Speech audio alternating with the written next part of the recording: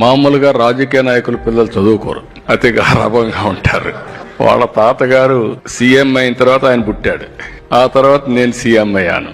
కాబట్టి చాలా మంది ఏమనుకుంటారంటే మనం చదువుకోకపోయినా పర్వాలేదు జరిగిపోతుందని చదువు మానేస్తా ఉంటారు, అన్ని అలవాట్లు నేర్చుకుంటారు. కానీ ఈ క్రెడిట్ అంతా నేను తీసుకోవడమే గాని మా మిస్సెస్ కి ఇస్తున్నా.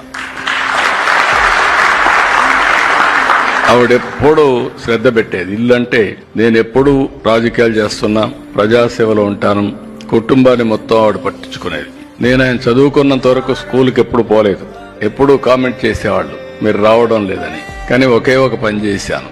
ఆయనకు హై స్కూల్ డేస్ లో కొంత ప్రాబ్లం ఉంది, ఇంకా బాగా చదువుకోవాలి, ఫండమెంటల్స్ లో కొంచెం వీక్ గా ఉన్నారంటే నారాయణ గారిని పిలిపించి, నారాయణ గారు మంచి టీచర్లు పంపేయండి, ఇతను మేము అక్కడికి బయట పంపించాలంటే ఆ ఫౌండేషన్ లేకపోతే మళ్ళీ తిరిగి వచ్చేస్తాడు, అది రాకుండా ఉండాలంటే మీరు కొద్దిగా ఫోకస్ చేయమని చెప్తే ఒక 1.5 year రైట్ టైం అక్కడి నుంచి ఎఫెక్టివ్ గా కోచింగ్ ఇప్పించా, సప్లిమెంటేషన్. అది అయిన తర్వాత కానిగి మెలని పంపించాలంటే మెరిట్ తో రాజిరెడ్డి గారు అక్కడ తీసుకున్నా.